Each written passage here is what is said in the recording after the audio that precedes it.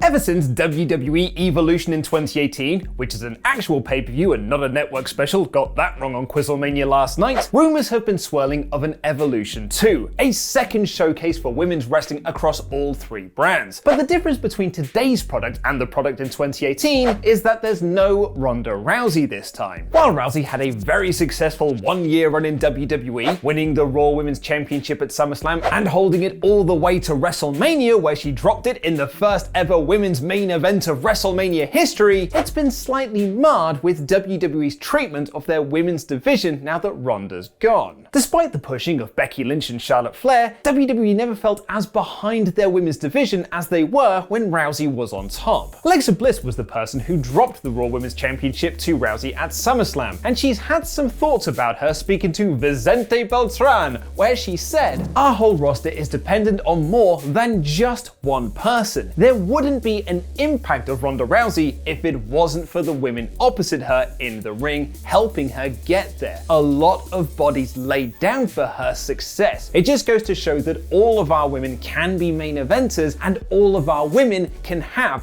that spotlight." Which absolutely they can. It's been proven by Bayley and Sasha Banks having one of the best storylines in WWE of 2020, an intriguing Bliss and Nikki Cross storyline, and the amazing in-ring work of Raw Women's Champion Asuka. And the rest of Raw is also there, I guess. But this isn't the first time Bliss has taken exception to Rousey in WWE, taking issues with Ronda's comments back in April that wrestling fans are ungrateful and the sport is fake. On a topic that certainly isn't fake, looking at you, Flip Gordon. Last night, #1 contender to the AEW World Championship, Lance Archer, confirmed he tested positive for COVID-19, meaning he was withdrawn from the episode of Dynamite. Instead, Moxley defended his title against Eddie Kingston in place of the scheduled 6-man tag. Both Sean Ross Sapp of Fightful and John Alba have now reported that multiple wrestlers and talent present at AEW September 9 tapings tested positive for COVID-19 in the 2 weeks since, as well as others that were ill or showing symptoms, though it's unsure if they have tested positive or not. Perhaps as a sign of this, Brian Cage mentioned in a since deleted tweet that he was not feeling very well, but still looking good. Best body guy even while sick.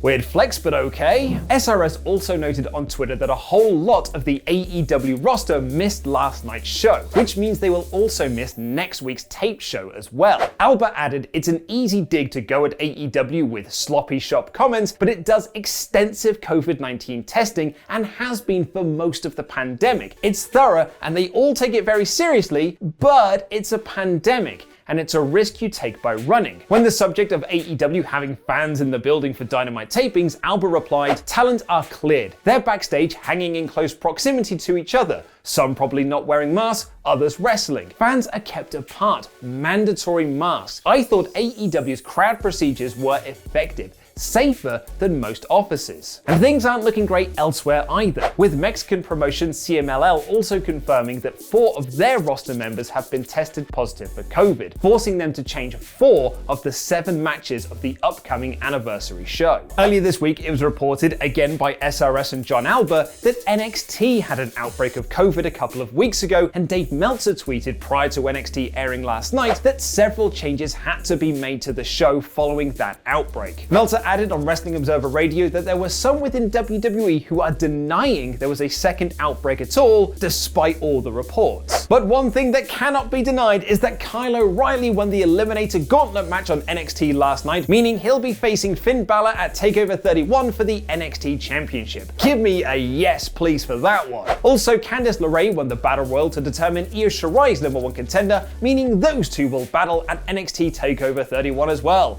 How about another yes please for that one? Make sure to check in later today with Adam Blompier and Laurie Blake for their full NXT review on the WrestleTalk podcast, and myself and Q-Tip Chopper Pete Quinnell will be reviewing AEW Live at 3 p.m. BST, 7 a.m. Pacific, and 10 a.m. Eastern, so subscribe to this channel and, enable all those notifications and stuff. But now it's time for the review of last night's AEW Dynamite in about 5 minutes.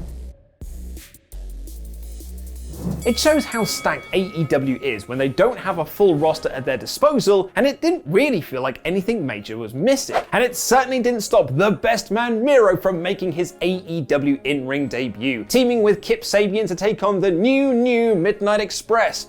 I'm sure Jim Cornette will be thrilled. Miro looked impressive, which was the point of the match, but there was a moment where it looked like he tweaked his ankle, and that led to a botch where he backdropped Kip over the barricade into Joey, but he dropped him on his head. It was so bad that Janela loudly shouted, "Are you okay?" "You talk too much, Joey." Miro hit the matchka kick and locked in the accolade on Sonny Kiss for the win. Game over! From the best man to the best storyline in wrestling, as Kenny Omega again provided commentary for Hangman Page in singles action, this time against Evil Uno. This was an excellent match, and Page picked up the win with the buckshot lariat. But the brilliance of the story again came from Omega on commentary. Like last week, this was offered to him as a tag match, which he turned down as he wants to focus on his singles career. But in doing so, he's inadvertently given Page 2 wins in the singles division, while he hasn't. It's like an onion, donkey. Layers. I just love this story so much. Matt Jackson broke Tony Schiavone's phone backstage, and Brody Lee beat Orange Cassidy to retain his TNT Championship in a really good match. Brody Lee is incredible, man, and they seem to be setting up a potential program between him and John Silver down the line, which I would totally be into. But before he deals with Silver, there's the small matter of Cody freaking Rhodes making his return to lay out members of the Dark Order, with a lack of bleach blonde hair. Did Miro steal it from him? Cody looked awesome, with the commentators putting over that this was a new side of Cody, a much darker side. Brody Lee cut a fiery promo setting up a dog collar match for the title, and it was a promo that was so good, you just have to ask yourself, imagine having this guy on the roster for nearly a decade and telling him not to talk. Matt Hardy accused Chris Jericho of attacking him last week on Dynamite, which set up a match next week between the Demogod and Isaiah Cassidy of Private Party. Sammy Guevara also returned here, and seemingly for the first time since the Stadium Stampede, the Inner Circle are all back together again. They've probably been on other shows together, but I can't remember what even is time anymore. Credit to AEW for putting stock and pushing Private Party, and the pair are decent promos. But then you realize just how good the standard of promos are in AEW when you get a backstage segment between Chris Jericho and MJF. Jericho was interrupted by MJF, who wanted to tell Le Champion that he was alright, something that Jericho reciprocated. But then why, they both asked each other at the same time, did they call each other losers a couple of weeks ago on Dynamite? Well, MJF said he was talking about the limo driver, and Tony claimed that he was talking about Tony Schiavone, so I guess that's all settled then. They walked off by saying they were both alright. A Jericho MJF feud could be a lot of fun, and I really like the idea of MJF joining Inner Circle and slowly taking over the leadership of the group. And with the celebrating 30 years of Jericho episode of Dynamite coming up, you've got to think that AEW have a big angle planned for the Demogod, Le Champion, Million, whatever his new nicknames are. Following on from their legit shoot fight from last week, which was more Evilise acting like a 5-year-old not wanting to get dressed for school, Hikaru Shida teamed with Thunder Rosa to take on Diamante and the aforementioned Evilise. Rosa sported a nice fake paint tribute to the late Animal, and Shida picked up the win with the running knee. This was decent stuff and continues to build that inevitable Shida Rosa 2. The main event of the show was supposed to be Lance Archer teaming with Brian Cage and Ricky Starks to take on Darby Allin, Will Hobbs, and